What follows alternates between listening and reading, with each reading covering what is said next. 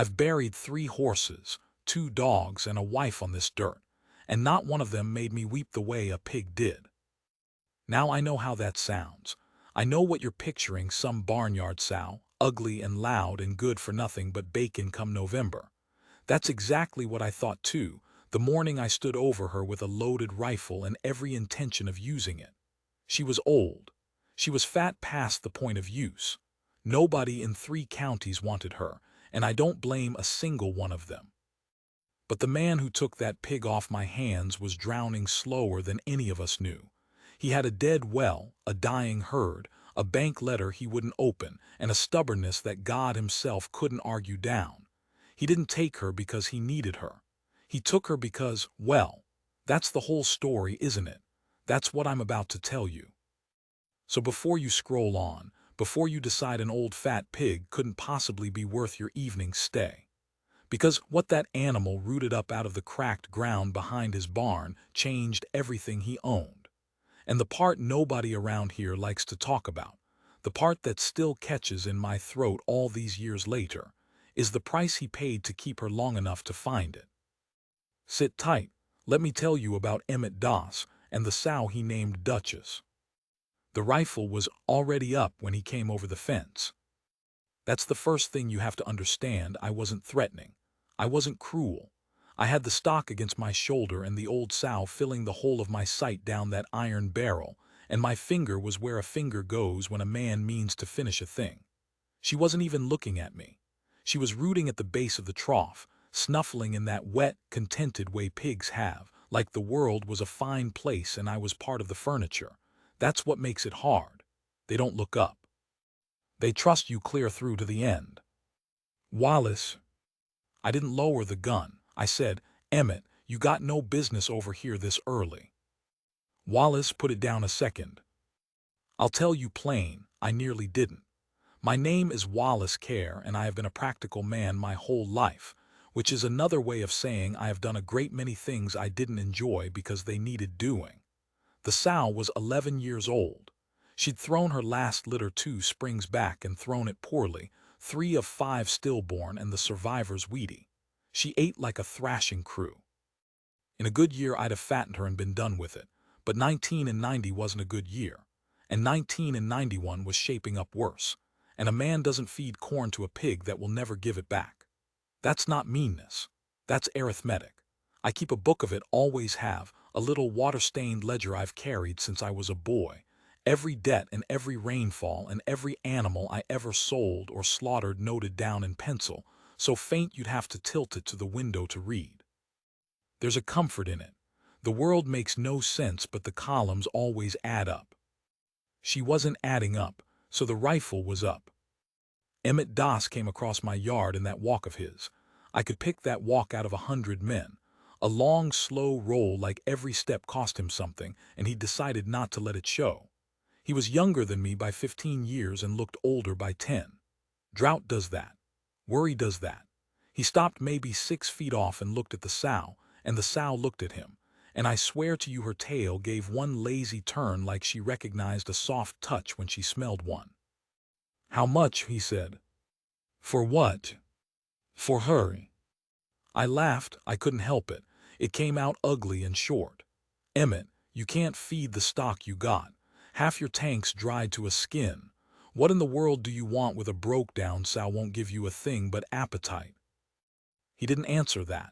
He was bad about that, Emmett. You'd ask him a straight question and he'd just wait, like the question would get embarrassed and leave on its own. He reached into his vest and came out with money. I remember it exactly because it was so foolish. $2 and some change. Real money, in a year when real money was the rarest thing in the county, and he was holding it out over a pig I was about to put a bullet in for free. Take it, he said. I'll give her to you, I said. God's sake, I'll pay you to haul her off. No, and here's the thing I have chewed on for 20 years. He wouldn't take her as charity. He put that money in my hand and closed my fingers over it with both of his, and his hands were dry and split at the knuckles and hot the way a fevered man's are hot, and he said, quiet, I don't want anything given to me, Wallace. Not one more thing. I should have heard it then. The whole of him was in that sentence, and I heard it as a man being prideful. I put it in my book that night, sold Sal, E. Das, $2.15, and I underlined the price twice because it made me laugh, and I went to bed thinking my neighbor had finally lost the thread. I want to be honest with you, because this is the kind of story people prettify after the fact, and I won't. I didn't do a kind thing that morning. I sold a dying man a useless animal for money he couldn't spare, and I was glad to be rid of her, and I did not think about either of them again for the better part of a month. You'd have to have seen that country to understand what the drought was. I've tried to describe it to my grandchildren, and they nod the way children do, but they don't feel it. The creeks went first. You'd walk down to where water had run your whole life and find a road of cracked mud, curled up in plates like something that had been baked, and if you stood there long enough you could hear the plates ticking as they dried further, a small dry sound like an old clock. Then the grass. The grass didn't die so much as give up, went from green to the color of a lion's hide to nothing, to dirt with the memory of grass in it. The wind carried topsoil. You'd wake with it gritty in the corner of your mouth. Cattle stood at fences with their heads down, and their ribs showing, and made a low sound all day that you stopped hearing after a while, the way you stop hearing your own heart. Emmett's place was worse than mine, and mine was bad. He'd bought the wrong quarter section, everyone said so, said it behind his back and sometimes to his face. A stretch of land the old-timers called the griddle because nothing grew there, and the sun sat on it. There was one deep well that had gone brackish and then gone dry, and a stock tank that lived on runoff, and in a drought runoff is a joke God tells. He'd sunk everything he had into that land because it was cheap, and because he was young, and because a man that age believes his own sweat can argue with the sky. He'd buried a wife on it too, but that came earlier, and it isn't mine to tell in detail. I'll say only that Ada Das died in the second winter of a fever they couldn't break. And that after that Emmett stopped going to church, and stopped going to town more than he had to, and got the reputation of being strange, which in that country meant only that a man grieved differently than his neighbors thought he ought to. So there he was. Widower, no children, a dried-out ruin of a ranch, a bank in the county seat that had already sent one letter and would send another, and now a fat old pig. The next I heard of Duchess, and I'll get to the name, it kills me, the name was from the Petrie boy, who ran mail and gossip in equal measure. He'd been out to Emmett's with a letter Emmett wouldn't sign for, and he came back with his eyes wide.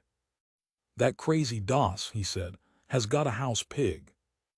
"A what?" "A pig in the house, sleeps on the porch when it's hot and inside when it ain't. He talks to it." The boy was delighted. "Calls it Duchess, I heard him.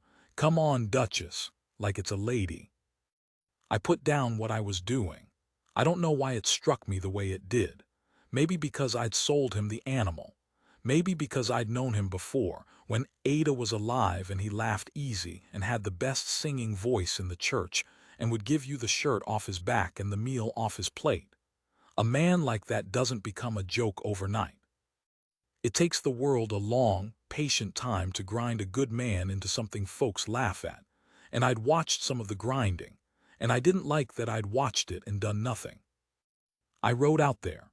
I told myself it was to see about a strand of fence we shared, which was half true, the way the things we tell ourselves are always half true. I heard her before I saw the house. It's a particular sound, a happy pig, low and rhythmic and almost like a purr if a cat were the size of a stove. She was in the shade of the porch, enormous, pink gone gray with dust, and Emmett was sitting on the step beside her with a tin cup, and he was, I'll say it, he was reading to her. Out of the almanac. Some nonsense about tides in a sea neither of them would ever see. He heard my horse and looked up, and for a second I saw him get ready to be ashamed, saw the shame come up his neck, and then something in him decided not to bother, and he just lifted the cup. "Wallace." "Emmett." "Coffee's chicory, I'm out of the real thing." "Chicory's fine." I got down. The sow watched me with one small clever eye. Up close she was a wreck, old scars, a torn ear, a bad hip that made her sit lopsided, but her eye was bright. And there was something in the way she leaned the great bulk of herself against Emmett's leg, and the way he had one hand resting on her without seeming to know it, the way you'll rest a hand on a thing you love, that made my chest go tight in a way I hadn't expected and didn't welcome. We talked about the fence. We talked about the sky, which is what men talk about when they're really talking about being afraid. He didn't complain. That was the terrible thing about Emmett. He never complained, and a man who won't complain gives you nothing to push against, no handhold to help him with. I asked him, careful, how the cattle were holding. Losing some, he said. Lost the roan cow Tuesday, just laid down. Bank been out. His hand stopped moving on the pig's back, just for a second, then it started again. Petrie brought a letter, I didn't sign it. Emmett. I know what it says, Wallace. He said it gently, which was worse than if he'd snapped. I don't need to sign it to know what it says. I looked at the pig. I don't know why I said what I said next. I think I meant it as a kindness and it came out as cruelty, the way my kindnesses often did in those years. I said, you know, there's still meat on her, real meat. She'd feed you through the worst of it and there'd be some to sell. 2, 3 months of not worrying where supper comes from. Man in your spot. I stopped because of his face. He didn't get angry. I almost wish he had. He just looked at me the way you'd look at somebody who'd suggested something obscene without meaning to, sorrowful and a little amazed, and he said, she's not for eating. She's a pig, Emmett. I know what she is. He scratched behind the torn ear and she made that low purring sound and shut her eyes. You want to know why I bought her. You've been wanting to ask since you got down. I hadn't known I'd been wanting to, but I had. You were going to shoot her, he said, because she got old and fat and stopped being any use to anybody. And I stood there at your fence and I thought, that's me, that's exactly me. Nobody's got a use for me either. He said it plain, no self-pity in it, which is the only way a thing that's sad can be said and survive the saying. And I thought, I can't save myself. I've been trying 2 years and I can't. But I've got $2, and I can save the one thing standing in front of me that nobody else will. I didn't have anything to say to that. I am not a man who is often without words, but I was without them then. That's all it was, he said, and drank his chicory. Turned out she's fine company, better than most people. Doesn't tell me what I ought to have done different. That last one landed where he meant it to. I finished my coffee and I got on my horse and I rode home, and I did not write anything in my book that night, which for me is the same as another man weeping. The dry got worse before it got better, and for a long while it looked like it wouldn't get better at all. August was a furnace with the door open. Emmett lost more cattle. I know because I helped him drag 2 of them out past the tank to burn, and burning a cow in a drought is its own kind of hell, the smoke and the smell, and the knowing that the thing you're burning was money and food and a season's hope. He worked without a word. He'd gone lean as a fence rail. But every evening, no matter how the day had gone, I'd see him from my ridge sitting on that porch step with the sow leaned against him, and some nights I could hear, faint across the dead air, the sound of him singing, just to her. Old church songs, the ones he'd sung when Ada was alive, in that voice that used to fill a room, singing them to a pig on a dying ranch under a sky that wouldn't rain. You can laugh at that. The Petrie boy laughed at it. But I have thought about it every year of my life since, and I have come to believe it was the bravest thing I ever saw a man do, to keep tenderness alive in himself when the whole world had given him every reason and every right to go hard. Now here's where it turns, and I want to slow down, because the day it started I didn't know it was starting. That's how it always is. The most important day of your life goes by looking like a Tuesday. It was the far side of August, hottest stretch of the whole hot year. Emmett came over to borrow a length of chain and he was different, wound up. He talked faster than usual, which for Emmett meant he talked at all. Duchess is digging, he said. Pigs dig. Not like this, same spot, 3 days now, Behind the barn, that dead corner where nothing's ever grown, she goes at it like she's being paid, tore up a patch this wide. He held his hands out. I filled it in and she dug it right back out, cut her snout on something and kept going, wouldn't stop for feed. So tie her off it. I did. He looked almost sheepish. She screamed like I was killing her. All night I led her back. He rubbed the back of his neck. Wallace, the dirt's coming up dark. I didn't understand what he meant, and then I did, and I felt it go down my spine, cold as well water despite the heat. Dark dirt. Damp dirt. In the 9th week of the worst drought in living memory, on the driest quarter section in the county, an old fat pig that nobody in 3 counties had wanted was standing behind a barn digging up ground that was wet. "I'm coming to look," I said. He nodded. He'd known I would. And as we rode back toward the griddle in the falling light, neither of us saying much, I remember the sow's voice reached us before the house did, not the happy purr, not the angry scream, but something in between, urgent and low and steady. The sound of a creature that has found the one thing it was put on this earth to find and cannot understand why the slow, blind, 2-legged fools it lives among won't come and see. We came around the barn in the last of the light. And I stopped my horse.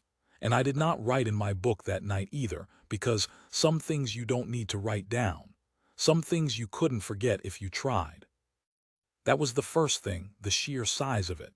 This old crippled sow with her bad hip, and she'd moved that much earth with nothing but her snout and her want. She was standing in the bottom of it, filthy, blowing hard, her torn ear laid back. And when she saw Emmett, she made that urgent sound again and drove her nose back into the wall of the pit like she was showing us, like she was saying, "Here, here, are you blind, here?" And the wall of the pit was wet, not damp, wet, dark and glistening in the last light, and at the bottom in the churned muck where she'd been working there was water, not much, a seep, a dirty little pool no bigger than a hat. But it was rising, slow as a clock hand, and it was water, standing water on the griddle, in August of the driest year God ever sent.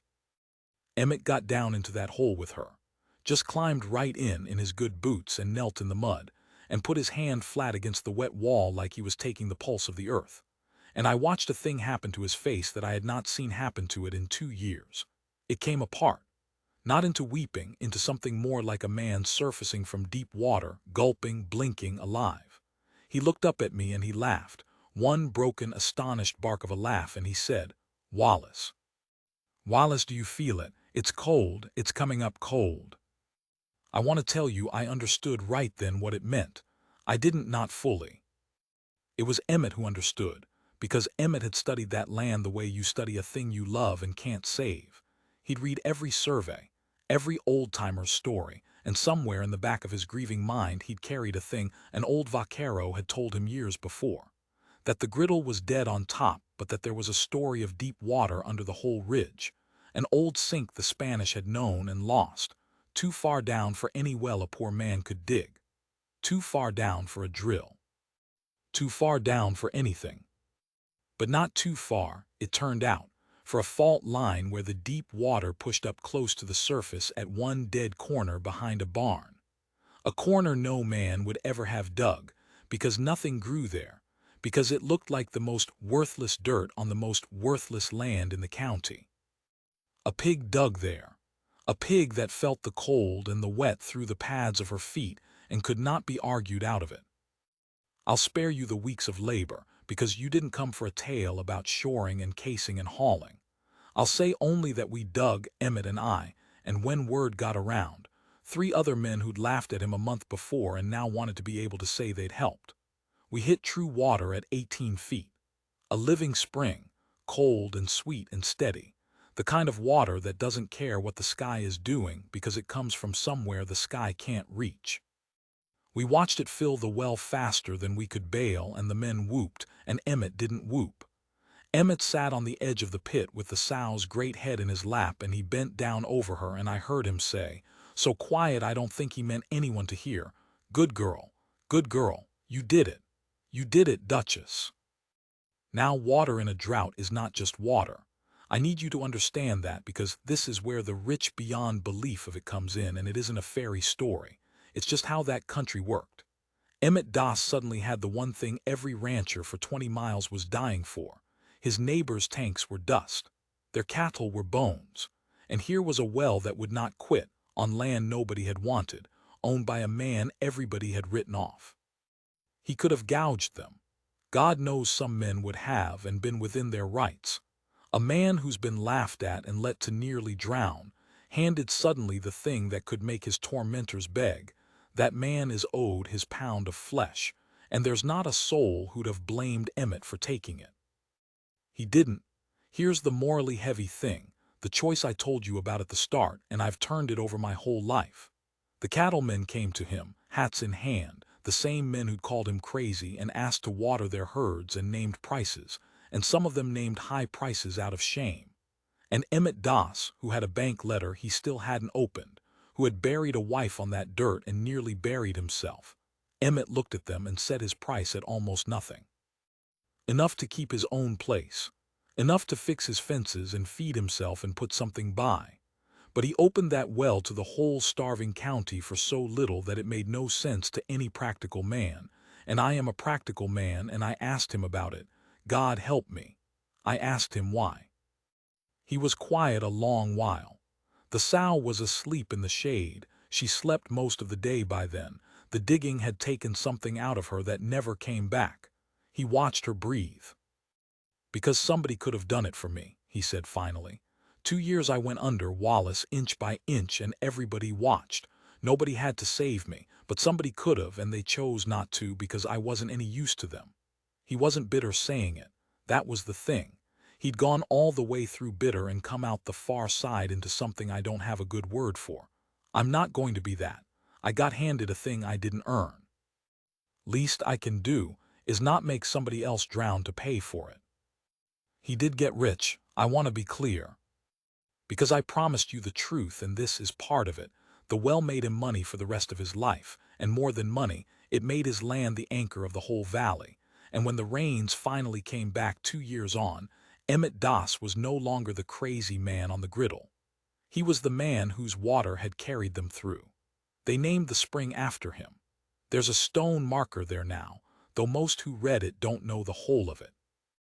And in the good years that followed, he did fine. Better than fine. Better than any of us who'd laughed. He who'd never chased $1 in his life had more than any of us, and did more good with it. And I have thought many times that this is the only kind of justice the world ever really hands out, and it hands it out so rarely and so late that most men die before they see it. But I told you at the start there was a price. I told you the part that catches in my throat. Duchess didn't live to see the money. She'd been old when I first raised a rifle to her, and the digging had cost her, and old and spent and satisfied, she went down that autumn while the first real rain in a year and a half was falling. I know because Emmett came for me. He rode over in the wet, no hat, soaked through, and he didn't have to say a word. I got my coat. She was on the porch. Of course she was on the porch. She dragged herself to the top step where she liked to lie and watch the yard, and Emmett had a blanket over her though it was warm, and he was on the boards beside her with her head in his lap the way it had been the day we struck water. Her breathing was long and far apart. Her one clever eye found me, and I'd swear to you there was no fear in it, only a kind of patience, the patience of a creature that has done the thing it came to do. I've stood at a great many deathbeds, my own wife's among them, and I will tell you that I have rarely seen grief carried the way Emmett Doss carried it that night. He didn't wail, he talked to her. Low and steady the way you talk a child to sleep. He thanked her. He told her about the rain. You hear that, Duchess, that's rain. You did that, you brought it. The whole valley's got water because of you. And he sang to her, that voice, cracked now but still true, one of the old hymns, the one about crossing over.